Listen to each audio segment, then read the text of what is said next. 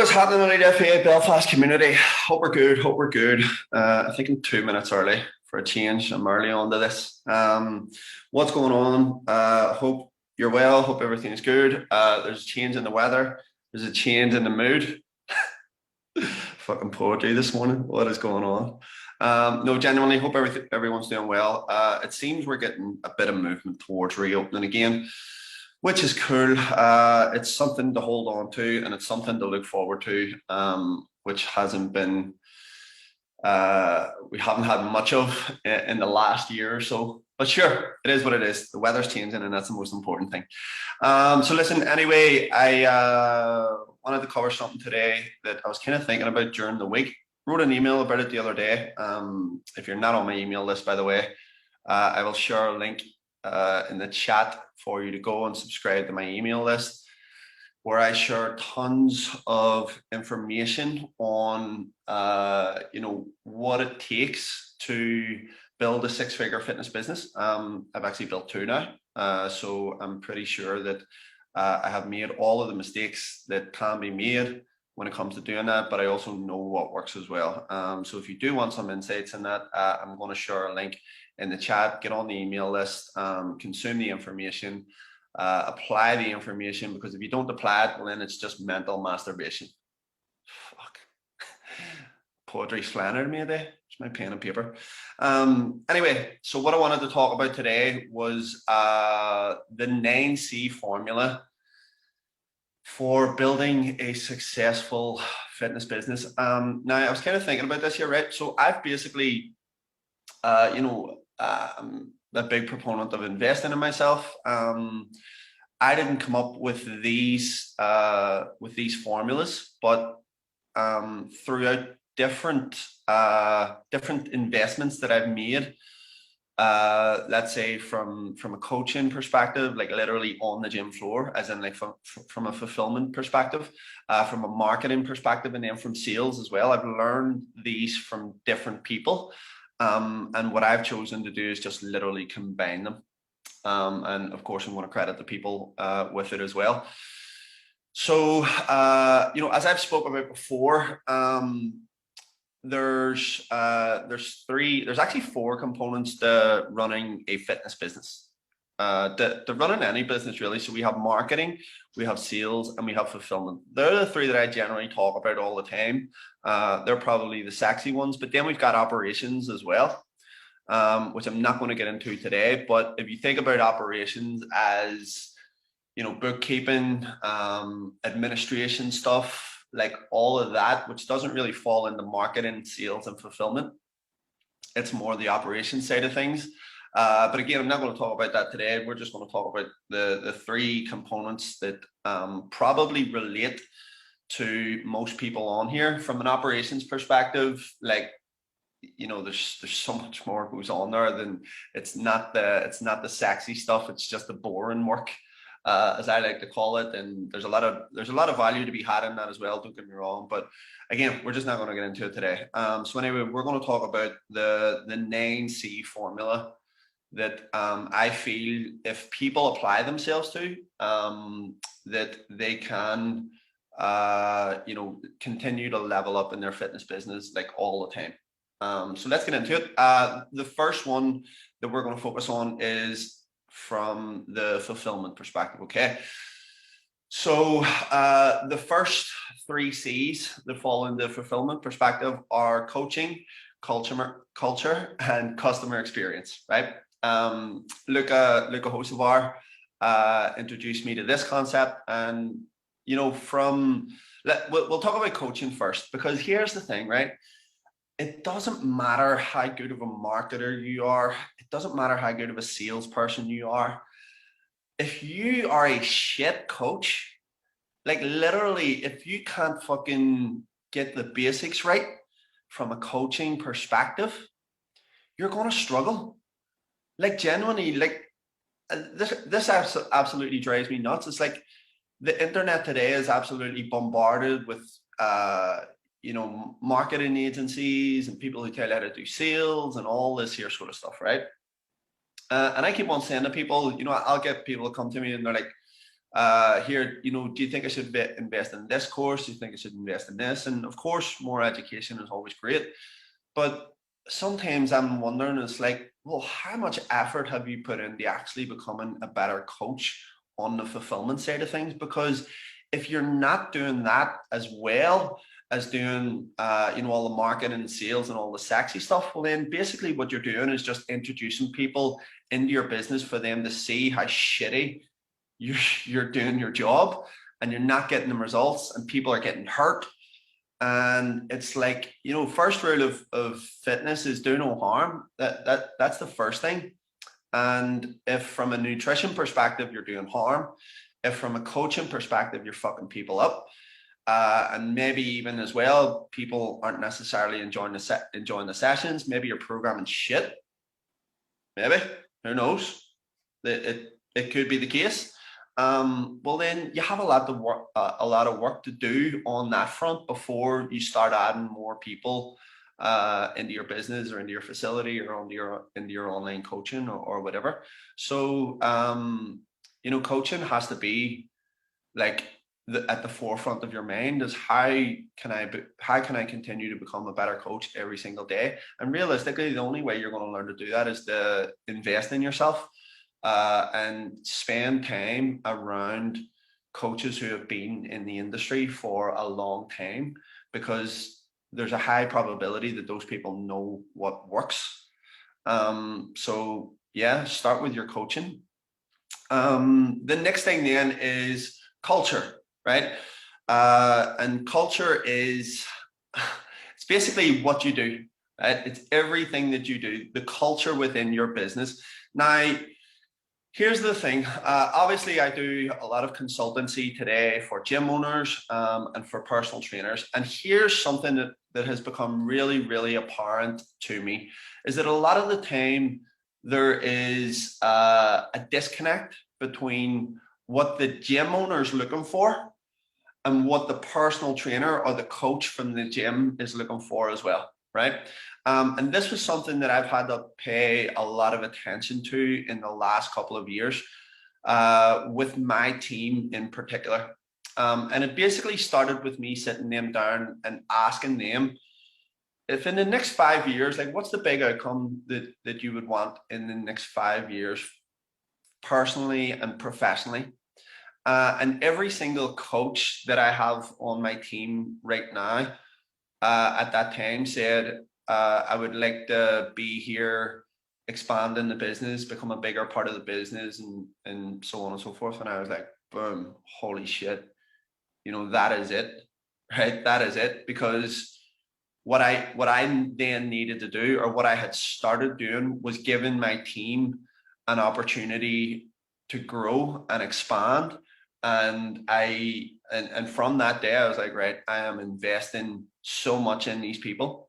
And that's gone from, you know, I brought Steve and Andrew, all expenses paid, to San Diego last year, 2019, before shit got fucked up.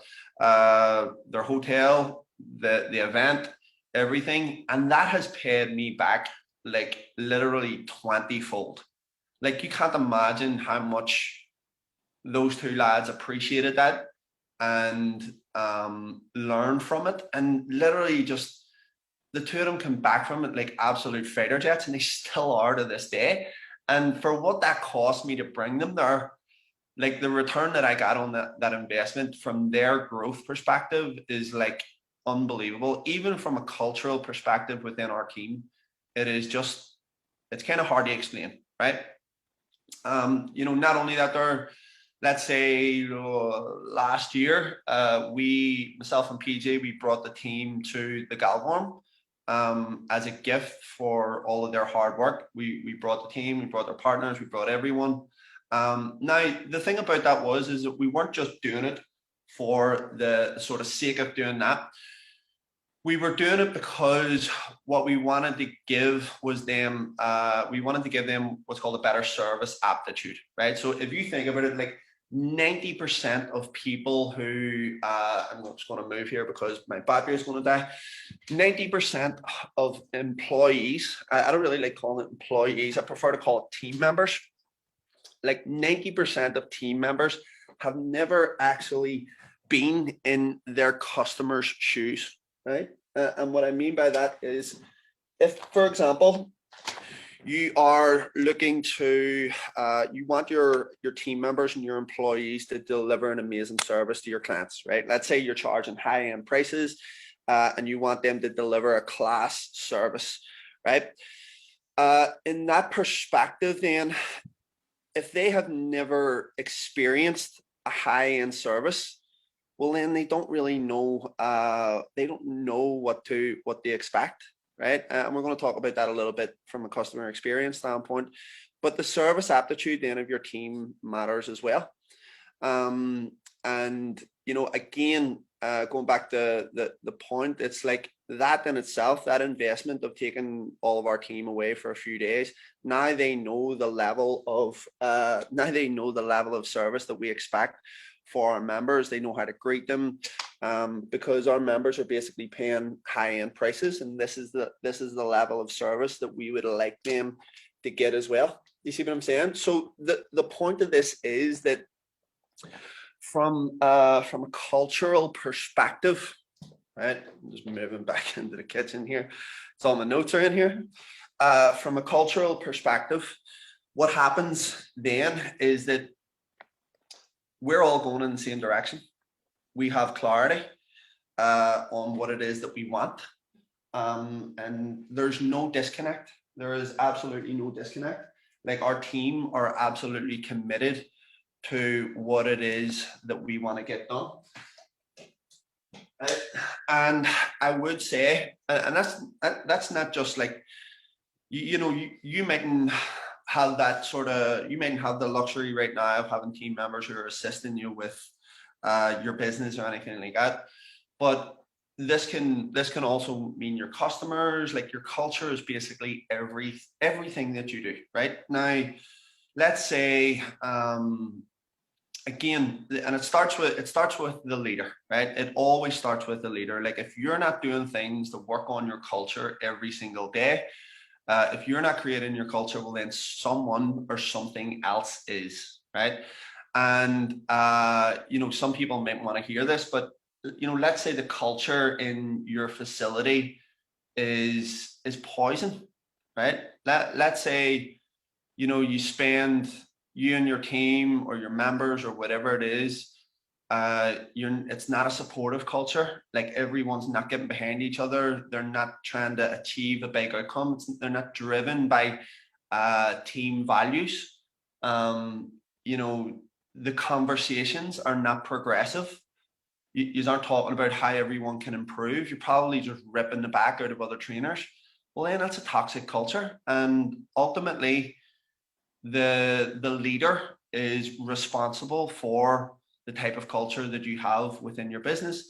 And if the leader in the business is not strong enough to oversee that and challenge that type of culture, well, then it just gets worse.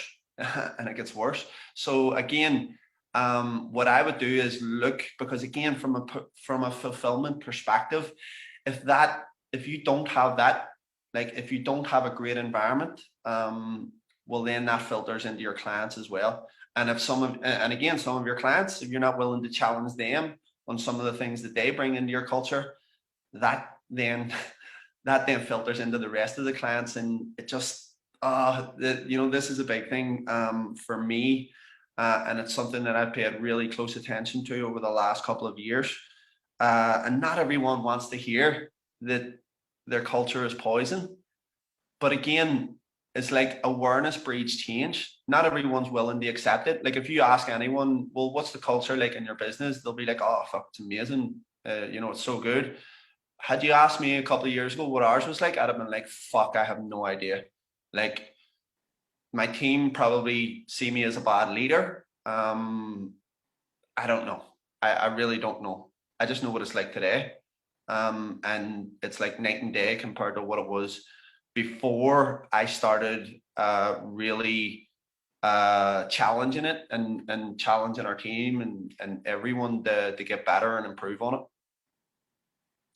So the next thing then is customer experience, and I spoke about the service aptitude that your team should have. Now, if you think about yourself as well, right? And this was something that I actually had all of the guys on my mastermind group do. I said to them, listen, here's what I want you to do. Give yourself a millionaire experience. Okay. And they were like, oh, holy shit. I asked them to spend between 500 quid and a grand on an experience for themselves that really made them feel like a millionaire. And some of them were freaking out. They were like, oh, dude, blah, blah. And I'm like, listen, like, are you ever not going to be able to make 500 quid to a grand? Like you'll always be able to make that money back no matter what. I've taught them sales, so that'll fill up pretty quickly, right? So I said to them, I want you to give yourself a millionaire experience, because not only that, now they also know the type of experience that they want to provide. That then improves on their service aptitude. So for me, customer experience, and by the way, your coaching and your culture make up your customer experience, which is all the more reason to really focus in on them things. All the more reason to really focus in on them. So your coaching and your culture make up your customer experience, and what that person feels like when they come in the door of your facility. And this can be small things, and we're trying to work on it like every single day. Those three things need to be worked on every single day. Like there is no, it's a never ending. I think it's Phil Brady was on last week. No, it was a couple of weeks ago, and he was talking about it's just a never ending journey. Like when is enough? Never.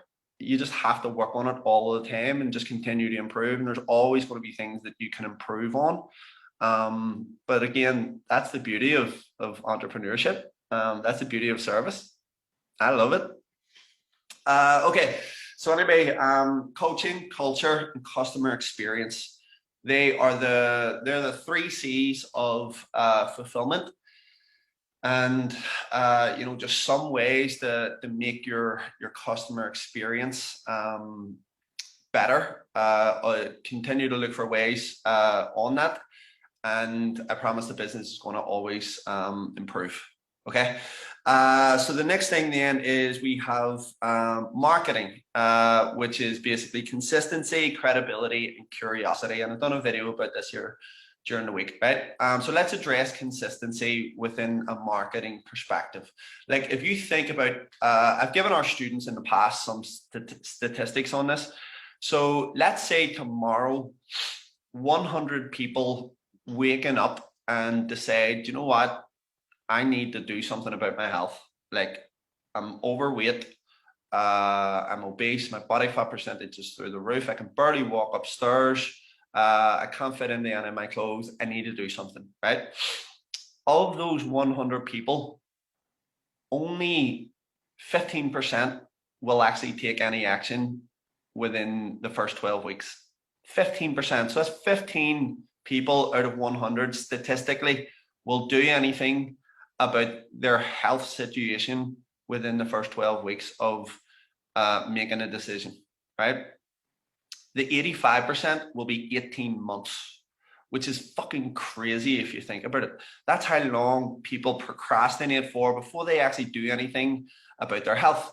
Now, here is the thing about marketing, right? People need top of the mind awareness in order to prompt them into taking some sort of action. Like people need constant top of the mind awareness. Now, if you as a marketer show up once, right? You send one fucking email, you do one video, you do one ad, and then you expect a massive return on that. Well, that's just not how life works. I'm afraid it's just not. Like people don't buy from one ad. They don't see one video and decide that they know, like, and trust you. They don't respond to your first email. It's just the way it works. Like you have to show up every fucking day for people because, and again, self-consciousness is what holds people back a lot of times. And I've spoken about this before, but in my mind, it's like, if you're not showing up for these people, like those people that decided to do something about their health, if you're not showing up for them, well, then you're being a selfish bastard, I'm afraid. Right. And ultimately, if you're not growing your business, if you're not growing your fitness business, you're being selfish. Okay. Because what does your fitness business do? It gives people a better quality of life, more health, longevity, less pain. Like, what the fuck is the problem? For me, it just comes down to literally you're being selfish if you're not showing up for these people. I'm sorry if that sounds harsh, but it's the reality. Like, there's people who, if you think about it, like, or you may be introverted, whatever. I would say I have introverted tendencies as well, but does my need and want to help as many people that I can outweigh my introverted tendencies? Of course it does. So I'll just put them to bed and I'll just fucking get on camera, or I'll get in front of people, or whatever it is that I need to do to help those people, because I'm not being a selfish bastard. If I was being a selfish bastard, I wouldn't show up here. I wouldn't write emails every day. I wouldn't do videos every day. I wouldn't coach my students. I would do nothing like that, because then I could just make the excuse of being an introvert and just stay in my little comfort zone where I don't have to speak to no one. But I wouldn't be happy with that at all. And I don't think you would either. So stop being a selfish bastard and be consistently in front of people every single day. The next thing then is credibility, right? So credibility in your marketing. And again, this comes down to what type of person you are on camera. Like, are you just spouting bullshit for the sake of spouting it? Or, are you actually giving real credible information? Are you confident on camera? Or are you letting your introverted tendencies and your self-consciousness hold you back from being authentically you, right? This is the number one thing. It is just being you. Like, if you think about it, whenever a lot of people kind of jump on camera, and I probably used to do this as well, like a lot of people jump on camera and automatically they have a tendency to become someone completely different than what they actually are. Like some of the best videos that I think that I've gotten in the past, shout out to Jay, by the way, Jay Hanna, awesome videographer, is just, I said to Jay, look, I don't want you to ask me anything or anything. I just stick a mic on me, let me fucking ramble, and we'll just take it from there. And he done that, and I was just basically having a conversation with people, and that's kind of the way you want to get your message across and your videos across. Like Gary V, for example, again, extreme example. I mean, Gary V's probably done like millions of videos right now, and it's whatever ducks back to him. But what Gary V does is he actually has someone follow him about all day long, and he just says, like, just video everything. We'll timestamp the best 15-second clip, and then we use that for Instagram. And that's genuinely what Gary Vee does. I know that for a fact. So that 15-second clip is literally the highlight reel, and the rest of his day is probably just board meetings and whatever else. But again, he talks about authenticity a lot, and he's just authentically him on camera, and you can tell that, and that comes across, and that's infectious. And when you do that, when you're just you, people just automatically gravitate towards you because they want to be around someone who's authentic and who's being genuine. And that essentially gives you credibility in your videos as well. So just be you. Next thing is curiosity, right? So are you creating curiosity in your marketing, right? And what I mean by this is, so let's say going back to our statistic earlier, 100 people have decided to take action on their health. So your job from a marketing perspective is to simply communicate the problems that customer, or that prospect has in their mind. You communicate their problems to them. So you'll highlight the problems. So you'll say, listen, you can't make it up the stairs. You're one pizza slice away from diabetes. You're going to die of a heart attack. Your kids aren't going to see you grow old. You're not going to be able to have a great quality of life for your kids. You're not going to be able to move off the sofa. And when you highlight the problem, and you like, automatically what happens is, though your prospects think or assume that you're the person to solve the problem, which you should be, you're not actually solving the problem on your videos. You're not coaching on video, because telling is bad selling. So what you want to do is simply highlight the problem, and people will say, here, I seen you mentioned this here. What could I do about this? All right. Or let's say you just give simple tips around nutrition or whatever it is, but you're just giving not at all, but just enough bits of micro information away in order to get people to take action, right? Because here's what happens. See, if you give it all away, it does not prompt your prospects to take action, because it's free, right? And I've spoken about this here many times in the past. Like, if you give coaching away for free, people don't value it, and then they don't get results. So it's not about giving all of the information away and giving all of your knowledge away, and solving all of their problems on video. You just give micro bits of information away to get them to actually take action, because the real value is in coaching and accountability. Anyone can fucking do a workout with Joe Wicks on TV now, but is there actual value in that? Like, how many people, because they haven't paid nothing, are actually going to show up and do that every day? Very, very few. Very few. Okay. So then, yes, curiosity. So in your marketing, we have consistency, we have credibility, and we have curiosity. And then our final 3 C's, and I got these from Jordan Belfort, by the way, is certainty, clarity, and courage. And of course, this comes from sales, right? So a lot of these, I would say, are questions that prompt, I would say, self-awareness around your product and service. So for example, if you don't have certainty, and Jordan Belfort says that within, and this is true, people make what's called unconscious associative connections. Within 3 seconds of speaking to you, people are already making a decision about whether or not you are an authority and an expert in your field. So if you are not certain about your product or service, again, there's a thing called auto suggestion. So what will happen is, if internally you've got this internal dialogue going on in your mind about whether or not your product or service can actually fulfill the needs of the prospect in front of you, whether or not it can get them the outcome that they desire, you're already sending a message to that person that says, I am not certain about what I do. All right. So the first question that I would ask you is, do you 100%, 1,000,000% believe that if you don't get your product or service into the hands of this individual, if this individual in front of you doesn't take action, are they going to be worse off?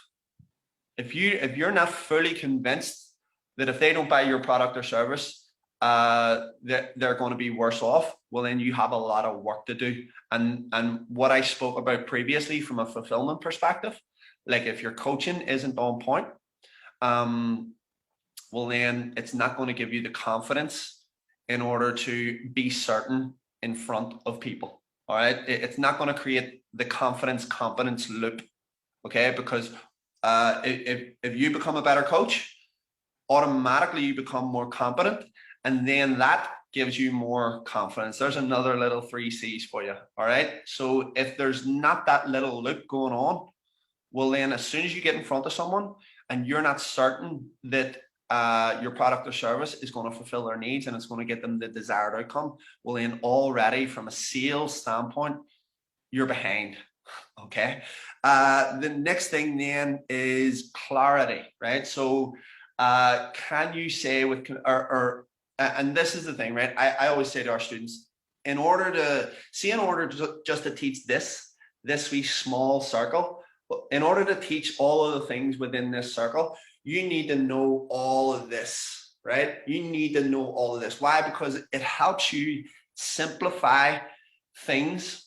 It helps you create analogies that help your prospects understand things on a much more simple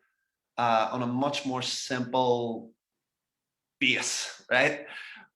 Because if your prospects come to you, and Sean McGarry likes to call it technobabble, if you're talking shit to them and they don't fully understand what you're saying or what's going on, well then it's like those people are all like, fuck, maybe I'm in over my head here. I don't know what this person is saying. It doesn't scream authority.